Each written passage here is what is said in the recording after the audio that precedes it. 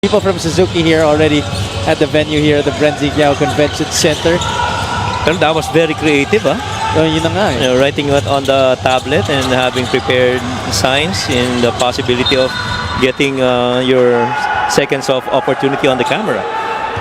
As we take a look at our corner scoring here, the opportunity to get back into the game hasn't really been very kind for Muntinlupa dito sa laro na to, Coach Mike. Yeah. I'll tell you what, Biñan is actually 0 out of 10 from the free throws. They have not converted anything from there, and so this could have been a bigger lead for Biñan. And again, I go back to what Mika reported earlier at the top of our coverage during pre-game. Coach Mark Dandan said, you know, the odds are quite stacked against them. Yes. And that everything for them has to work. Oh. But so far, a lot of the things have not been working for them in this game. Raimundo extending this Biñan lead to 12. And the thing is, they're not in a situation where they need to play near perfect basketball to win games, because they do have you know, that level of talent on the floor with them and even on the bench. But man, those makeable shots just like this one are not even falling for them. And I think also the amount of second chance opportunities that they have given Biñan has really hurt their chances, because obviously a defensive rebound means an opportunity for you to run. Yeah. On paper, they're almost the same when it comes to rebounds, roughly about 46, 47 rebounds per game. But man, right now, Muntinlupa is not even close to that number. That free throw is brought to you by Extreme Appliances, ang subok at kompletong appliance brand ng Pilipinas. Lohera, unable to convert on the first free throw. He's a 70.7% free throw shooter this season. Para sa Muntinlupa Cagers, played for Davao last year. A steal by Lastimosa. The drop-off, Lohera gets it to go. 45 to 36. Even that one, I felt Ron Lastimosa already had that good finish, but still he, you know, looked to Kurt Lohera. Alonte barges into J-Boy Gob. Biñan gets it back. 10 seconds on the 24. Gimpayan, short roll. Alonte to the other side. Roca Curva steps on the sideline. I thought he traveled too. Yeah, actually kind of shuffled his feet there upon receiving the basketball. This is our assist of the game, brought to you by 1xBet, the title sponsor of the Mpbl. 1xBet, your choice, your victory. Feel more game with 1xBet. And the reason that I thought that Ron should have gone for that layup is because he had on his side Ronnie Alonte, who's just barely come in. And I feel he was already airborne. He got to finish that. It's good to find a teammate, but he's not at all not have that enough space between you. And so I felt you're better off finishing it. But, you know, good finish still para kay Kurt Lohera pa rin. He comes out of the game. Balik si Dominic Matellano. Pati itong si Miggy Corteza. Attacks from the elbow. Could not score against Waray. Roca Curva. He will go all the way to the cup, ladies and gentlemen. Well, at least from what I saw right in front of me, two of the fastest guys going downhill for Biñan. Kenny Roca Curva and J. Gimpayan. And those two filled that lane very well for Biñan. Corteza lines up a three. That one's long. Roca Curva collects the board. Kenny, nobody stopping the basketball. Gimpayan rises up for the finish. Twice that has happened, Javi. Roca Curva with the rock, pushing the ball down the floor. J-Mar got covered, so he took the shot this time around, you know, right through the gut of the defense, leaving everyone, even that last defender in Mix Corteza, just leaving it up for J-Mar to finish. Simple in and out there. That's our play of the game, brought to you by 1xBet, the title sponsor of the Mpbl. 1xBet, your choice, your victory. Feel more game with 1xBet. Leading to that Waray Gimpayan basket. Balik sa 13 ang abante dito ng Biñan. Pac is back. I am a legend. 8 division champ Manny Pacquiao makes his triumphant return. In his way stands WBC champion Mario Barrios. Legendary. Plus Fundora versus Zoo 2 and an epic rematch. What a gutsy battle! And Pitbull runs it back against Angel Fierro. Can you say fight of the year? It's a stacked night of hard-hitting title fights.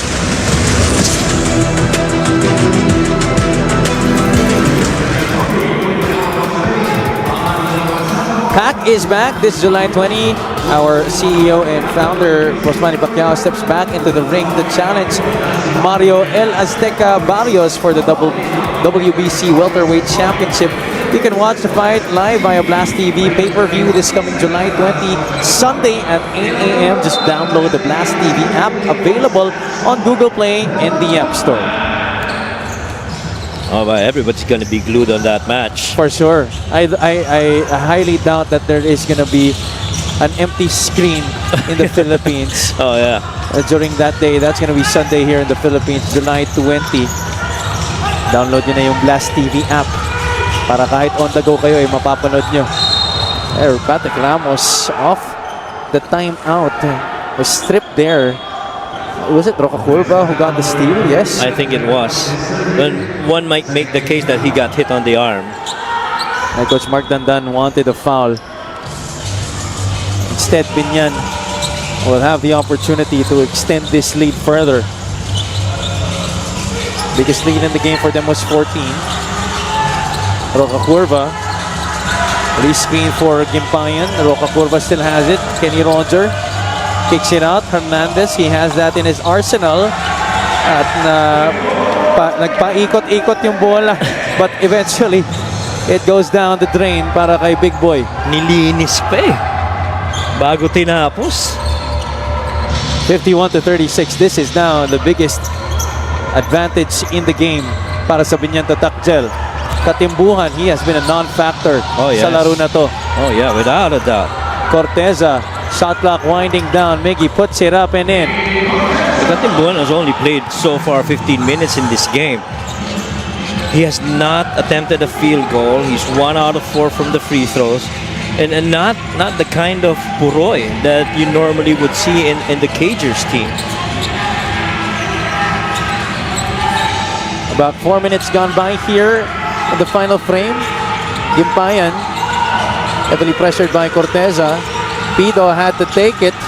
Way off the mark. Hernandez offensive rebound. Ball was tapped out of bounds in favor of Muntinlupa. This is our Gixxer great move of the game, born for greatness. A little step through action. Fumbled it a little bit, but still able to, collect himself and make that a good attempt. Pero again, isa yun sa mga tirang hindi madali para dito sa Cagers. The makeable shots are the ones not going in. Corteza already with 12 points. And that is going to add to his total there. 14 now in this game for the former St. Benil Blazer. And so far it's been him and Marvin Hayes that's scoring consistently for the Cagers. Second time in this game that Roca Curva stepped on that sideline as he was trying to attack baseline. Well, down 11. You're just down 11. You got to make do with this. See this little action right here going off that rip screen, allowing Miggy Corteza to go on that right block and make that finish on the perimeter. Oren Bonifacio is back for Coach Boyd Fernandez. Same action. Katimbuhan. Pass to the other side. Dominic Matiliano rises up for the shot. Ramos and Katimbuhan tap it to Corteza. Miggy attacks hard, puts it up as soon as he heard the whistle, and he will go to the line for 2 shots. And I like that Miggy wants that ball. Give it to me. That's what he's been asking even earlier in that run of that set. And he should take over scoring right now for the Cagers, because outside of Marvin Hayes, he's been the guy that's got the hottest hand. I agree. Dahil yung isang player that they brought in to actually fill up the scoring department, si Grind Mendoza, di pa masyadong gumagana para sa kanila. Yes, agree. Check out our special deal from 1xBet. Scan the QR code and claim your special offer. And Corteza seems to be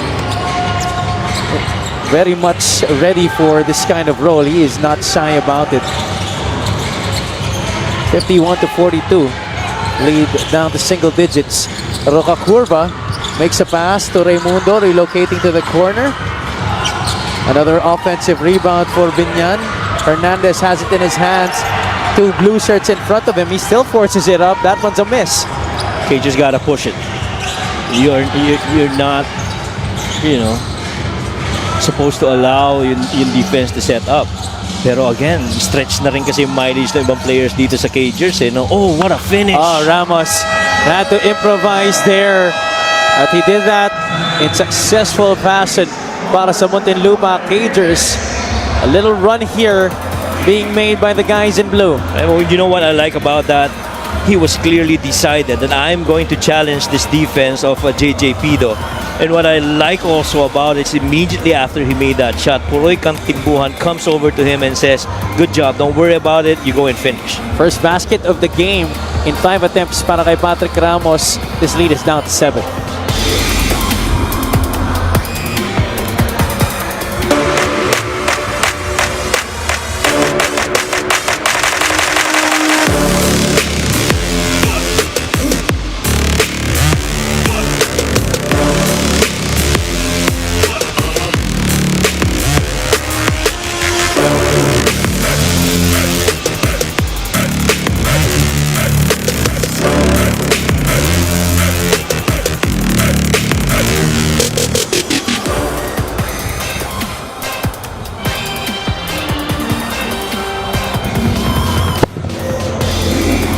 Nagbabalik ang inyong Maharlika Pilipinas Basketball League, ang liga ng bawat Pilipino. We're live from the Brenzigiao Convention Center in San Fernando, Pampanga, where Warren Bonifacio has put on another fantastic performance with 10 points and 5 rebounds. More on him galing kay Ms. Mika Abisames. Sabi Coach Mike, you guys talked about Warren Bonifacio's role at the front line. Minabuti kong makibalita. Kinamusta ko siya. As someone who was always used to being the focal point of plays, he said, happy ako dito kasi ang daming options. Mas na-explore ko yung position ko. So far, he has already learned a few from his kuyas. Kay Ping daw, natuto siyang pumasa sa ilalim kung paano ayusin yung posisyon niya at kung paano mag-seal ng tao.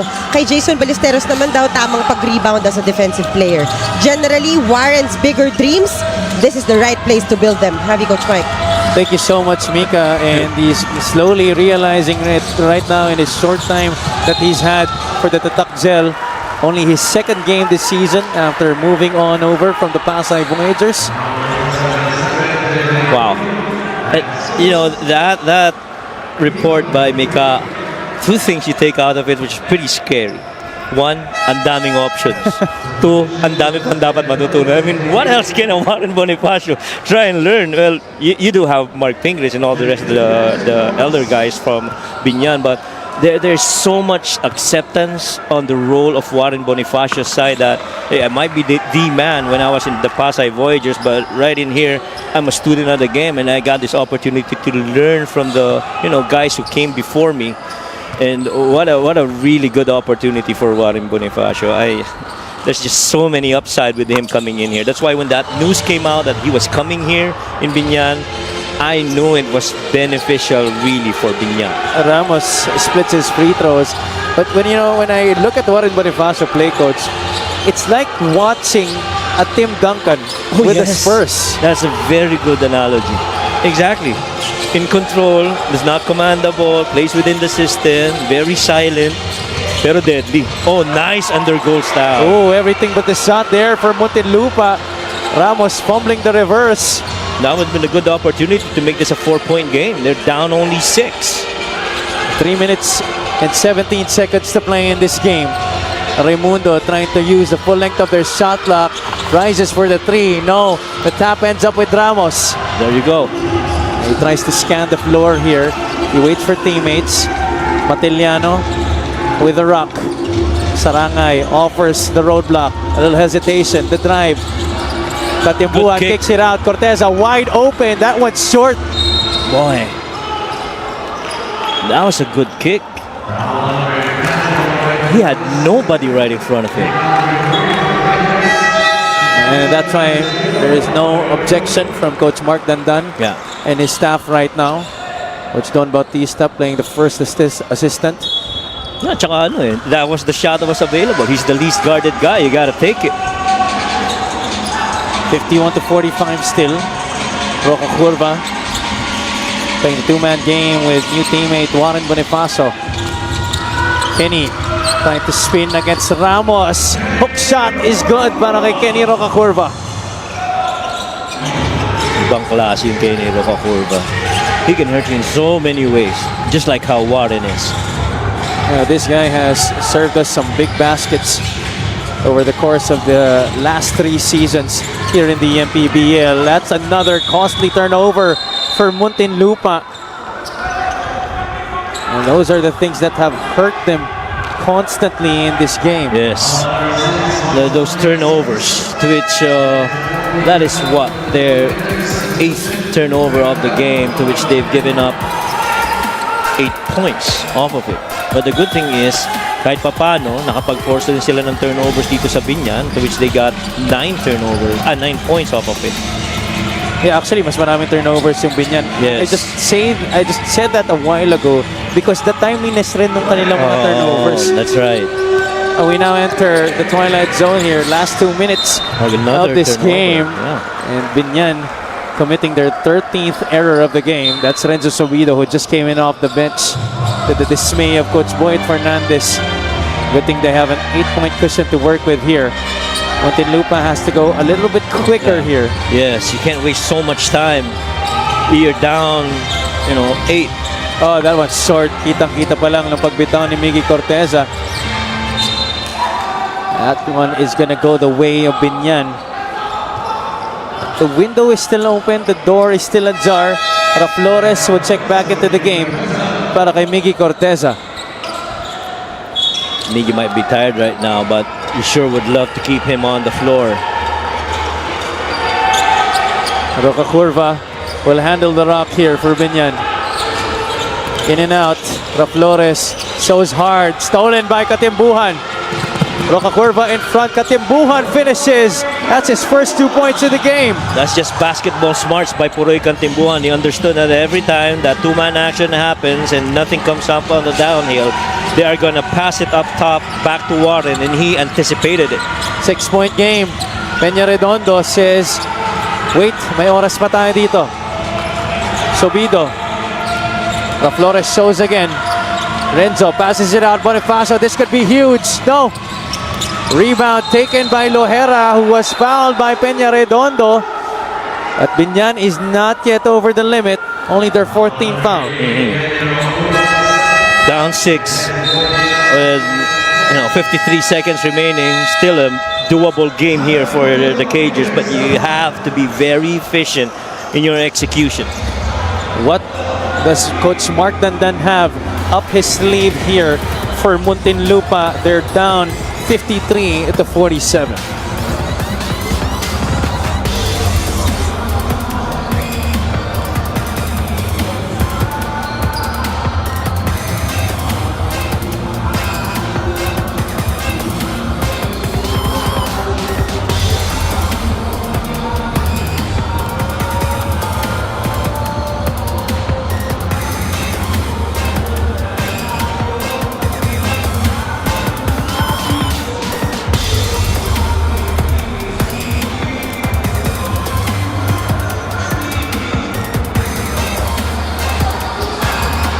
This 3-point shot of the game is brought to you by Extreme One-Stop Shop Appliances. Big triple right there coming from Miggy Corteza, but that was moments ago. His team down by 6 with 53.7 seconds remaining in this game. Biñan just called what could be their final timeout. Oh no, it was Muntinlupa who actually called the timeout.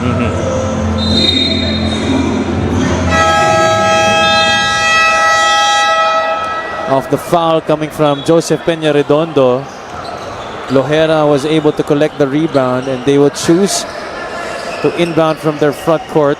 Obviously, they try to make the most of these last 53.7 seconds. Flores, Corteza, Matiliano, Katimbuhan, and Lohera on the floor all together here for Muntinlupa. JR triggers in from the sideline to Kurt Lohera. Peña Redondo is in front of him. Now they go to Puroy Katimbuhan. Back to JR. Flores loops up a 3. Good line na palakas. Lohera able to collect the basketball. Matiliano, baseline drive on Roca Curva. Drop pass. Corteza was fouled from behind. Gerald Flores had a good look on that shot attempt. Had a good line, right? Yeah. That's a good look. I sure felt he could have taken another crack at it immediately after they collected that rock. But here, this drive here by Matiliano, finding on that weak side post, Miggy Corteza, and a timely help right there on the other end by Pamboy Raimundo, and they felt that Pamboy got all ball, and so they're challenging this call right now on that foul on Pamboy. Yeah, Coach Boyet initiating that challenge. 34.9 seconds remaining in this game. Again, this is a 6-point ball game between these two squads. Biñan in the lead.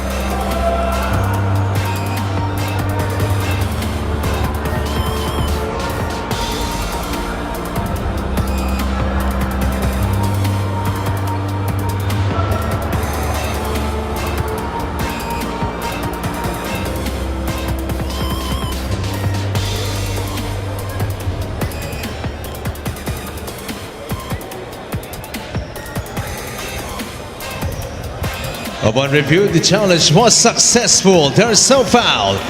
Ball possession stays with the Cagers with 8 on the shot clock.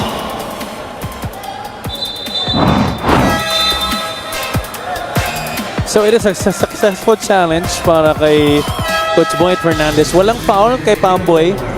So no free throws will be awarded to Miggy Corteza, but they will keep the basketball. So it's gonna be a baseline throw in here para sa Muntinlupa. 34.9 seconds, 8 on their shot clock. Flores gets it. Ballesteros is on him. He forces up the scoop. Denied there by Jason Ballesteros. And the thing is, he really just stayed, side by side with J.R. Flores, anticipating that shot was going to end up with his right hand. Well, he's hit some big shots this season for Muntinlupa. Ito si J.R. Flores. You can actually fault him completely for taking that shot there. Yeah. Just aggressive defense shown by Ballesteros. Right, and understandably, the reason he put that ball on the floor because he generated a closeout, and so he got to attack the paint. But unfortunately, it's the lengthy Jason Ballesteros he had to contend with. Substitution. It's still showing us that he's still fully capable of keeping in step, coming from the outside, moving defensively. Ito si Kuya Jason Ballesteros. JJ Pido will be tested at the free throw line here para sa Biñan. Both teams already over the limit. 25.9 seconds. Pido missing on the first. Biñan is 7 out of 11 from the free throw line. Pido is an 84% free throw shooter. He should make the second one. Oh, 0 out of 2. Sarangay gets the rebound. Ramos goes inside, challenges Ballesteros. Access denied once again. You know where you're getting off that shot against Jason Ballesteros. This is where experience comes into play here. Yes. Patrick Ramos, had he known that it was actually Jason Ballesteros, but you can't blame the kid as well because he's trying to go for a quick one, and that's his strength, attacking the basket. Yeah. Tsaka nakadepensa rin si Pamboy kanina sa kanya, and again, you gotta credit with that good defense of Pamboy not giving that shot to him. Matiliano loses it, and that I think will be it. Biñan will walk away with a victory here. That's the clincher there. Raimundo scoring of the Muntinlupa turnover. The Biñan Tatak Gel win 3 straight ball games.